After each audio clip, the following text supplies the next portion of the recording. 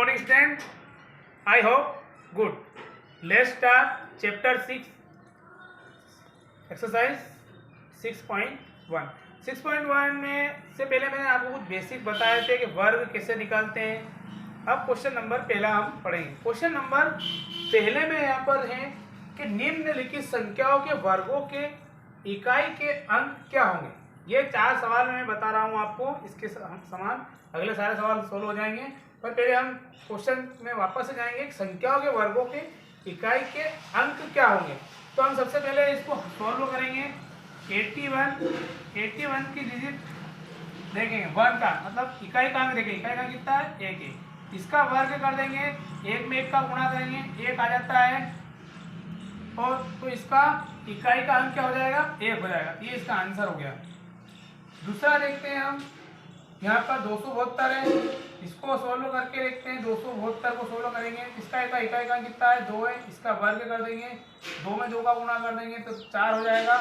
तो इसका इकाई का अंक कितना आ जाएगा? 4। तो इसका आंसर हो गया कि 272 में इकाई का वर्ग करते हैं तो इसका अंक आता है 4। तीसरे में है 799। तो यहाँ पर आखिरी का अंक जो पीछे का है वो 9 है, इसका वर्ग कर देंगे। तो इसका मतलब होता है कि 9 में 9 का गुणा कर दें तो 81 आ जाता है। 81 का इकाई का अंक देखते हैं तो 1 आ जाता है। तो इसका आंसर हो गया 1। इकाई का अंक 1 है। अब चौथे नंबर का सवाल है 3853 मतलब 3853 का देखें तो 3 का वर्ग कर देंगे। तो 3 का वर्ग करेंगे यहाँ पर तो 3 गुणित 3 तो ये 9 हो जाता है। इसका आंसर हो गया 9, इकाई का अंक। ये 4 सवाल है, इसके जैसे आपको आगे के सवाल हल हो जाएंगे। अगर कोई दिक्कत आती है तो मुझे कॉल करना, मैं आपको वापस से समझा दूंगा। क्वेश्चन नंबर 2 में क्वेश्चन नंबर 2 का क्वेश्चन नंबर ही पढ़ते हैं पहले, फिर हमें समझ में आ जाएगा कि आगे होता क्या है। क्वेश्चन नंबर 2 है कि निम्नलिखित संख्याएं स्पष्ट रूप से पूर्ण वर्ग संख्या नहीं है, इसका कारण दीजिए।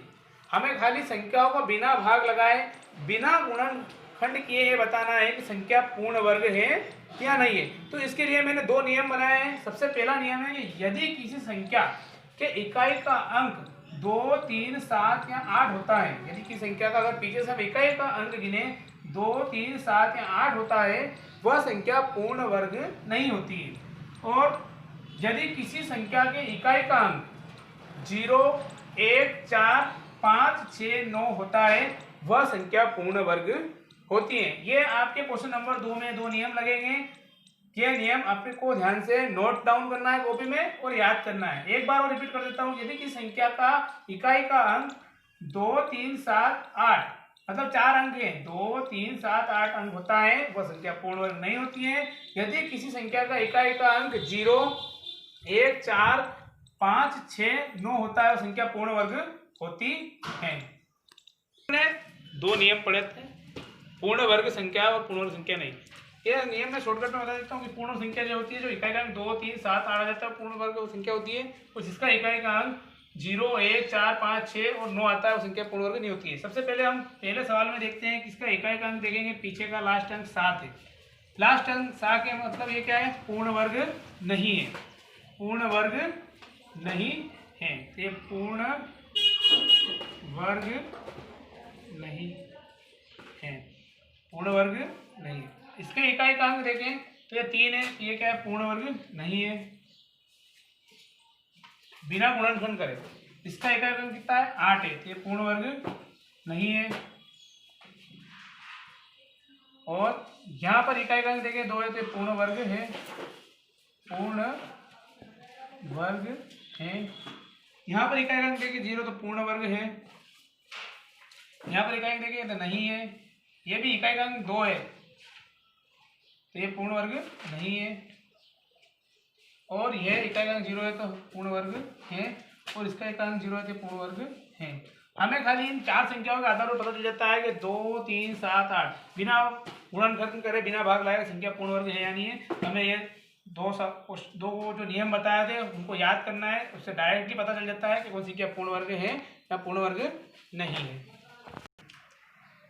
हमने इस नियम के अंतर्गत देखा कि ये पूर्ण वर्ग है, पर यहाँ हम देखेंगे कि इसके 0 गिनेंगे 1, 2, 3। अगर 0 सम आते हैं तो वो संख्या क्या हो जाती है?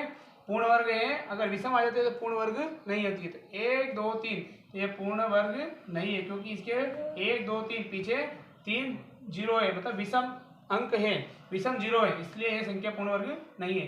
बाकी सेम ऐसे ही रहेंगे। ये भी देखते हैं हम 1 2 3 ये पूर्ण वर्ग नहीं है, पूर्ण वर्ग नहीं है, क्योंकि इसमें 3 जीरो है, विषम अंक है।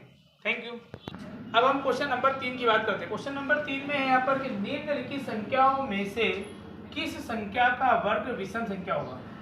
ये जो संख्या दे रखी है हमें 4, इनमें से कौन संख्याओं का वर्ग विषम का वर्ग होगा और कौन सा वर्ग सम होगा। तो यहाँ पर हम देखेंगे इसके इकाई का विषम है, तो विषम वर्ग होगा, विषम संख्या का वर्ग होगा, विषम संख्या का वर्ग होगा। अब यहाँ देखेंगे सम संख्या है, तो यहाँ आ जाएगा सम संख्या का, पीछे सम है, सम संख्या का वर्ग, विषम है तो सम संख्या का वर्ग। फिर 9 है तो विषम संख्या का वर्ग आ जाएगा, विषम संख्या का वर्ग। फिर 4 आ गया सम संख्या का वर्ग, सम संख्या का वर्ग। बाकी और सवाल आपको अगले वीडियो में प्राप्त होंगे। अगर आपको कोई वीडियो के किसी सवाल में कोई दिक्कत आती है तो मुझे कॉल लगाकर या व्हाट्सएप पे नोटिफिकेशन डाल दें, नोट कर दें कि आपके सवाल में दिक्कत है या कुछ समझ में नहीं आ रहा है, तो मुझे कॉल करें या व्हाट्सएप पे मैसेज कर दें, ताकि मैं उसको देख के आपको वापस से दोबारा क्लास समझा सकूं।